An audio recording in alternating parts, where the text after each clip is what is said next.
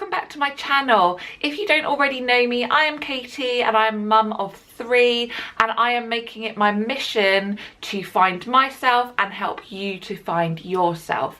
Today I thought I would share 5 easy ways to regain control, to beat that overwhelm, because I hear so many people say that the one thing about being a mum is that you are so busy trying to organize everybody else, trying to get all these things done, that actually you just become overwhelmed, and it stretches you out to a point where you just hold your hands up and go, do you know what, I can't do it, I can't carry on, it's too much. And I have completely been there. Having 3 children at times has pushed me to the point where I just feel like I can't carry on, and I just close up and I just become withdrawn. I feel like I can't get through the day and I become miserable. So, you know, I've been there and I am determined to not be that person. I want to be organized, I want to feel in control, and I want to know who I am as a person. I thought I would share the tips that have been helping me so that they can help you beat that overwhelm as well. So tip number 1 is get yourself a planner.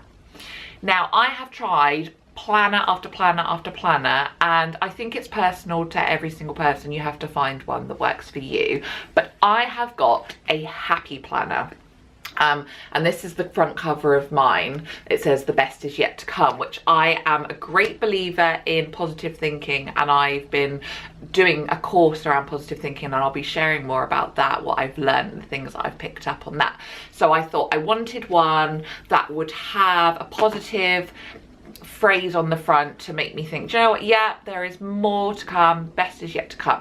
So my happy planner, if I have a little show you inside, so if I take you to the monthly spread, it gives you an overview of the month, which I think is really handy, so you can just put in those dates without worrying about extra details and things like that. But then from a weekly point of view, it gives you this, which it doesn't look particularly useful when you first look at it. It's got lots of rectangles that are blank, and you think, how on earth is this going to help me be organised? Well, if I take you back to the first ever spread that I did, I will show you how it looks different here. So I put in different squares so that it broke up the white spread of the page, and I use it so that I've got things that I need to do, things that I'm going to do today, like appointments, and I just add in little stickers to motivate me and things like that, and then I have all my to-do list down the side as well. So I just feel more in control when I have everything written down. I used to do bullet journaling,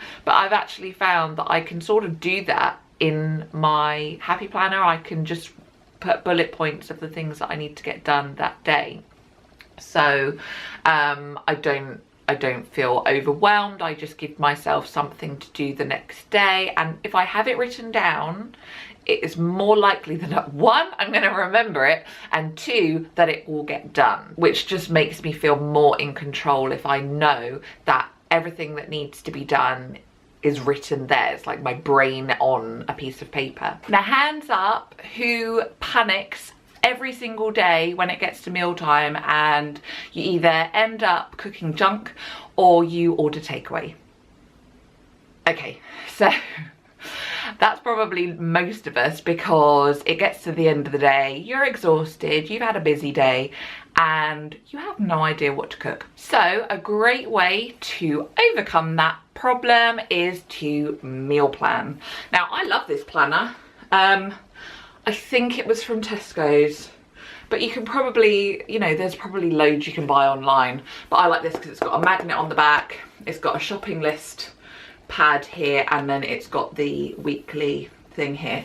And so every Wednesday evening I sit down, I book in a delivery slot, because we get our shopping delivered, because do you know what, who has time to go shopping? It costs me £1 to get it delivered. I would rather do that than waste my time walking around a shop spending more money. So what all I do is I will ask friends, I will ask on my group, I will look in recipe books, I will look online on Pinterest, whatever, to get ideas. Or even if you have loads of ideas, you might have some favourite recipes. Write them all down, and then just every week just go through and just plan it out. But the key here is every morning when you get up in the morning, look at the plan. It's no good planning it out if you're never going to look at the plan. So like, for example, this morning I looked at the plan, and today, can you see that, we're having quiche with new potatoes. Now this is how organised I've become, and I promise you I have not always been this person, is I am making my own quiche today. But to do that, I needed to get the ready-made pastry because I haven't got time to make my own pastry. So I'm loosely making my own quiche. I've got the pastry out of the freezer to defrost. Now, if I hadn't have done that, it would have got to later on today, and I'd have gone, oh, okay, so we're not having quiche, what should we have? Let's have spaghetti bolognese for the 20th time this week. So the key is to make sure you actually refer to the planner. So get yourself a planner, plan your meals, but remember to look every morning so that you can think ahead. What do I need to have done? Are there any other ingredients I need to buy today? That is number 2. Okay, so number 3, one of the biggest things that causes me to become overwhelmed is mess and clutter. Now, if you've been following my journey, you will know that I have decluttered the whole house, and yay, I've got hardly any clutter left. I mean, there is still some, and I'm going to do more. It's a constant battle, as you will know, but I've also been trying to get into a routine of tidying daily, because there is no good getting rid of all the stuff if you're not going to keep on top of the day-to-day cleaning. So I have been following various different things. One of my favorites is the Fly Lady system, and so the first thing that she recommends to do, which I am passing along to you because it is a great thing, is to keep your sink clean and tidy. And she says you need to shine your sink every day.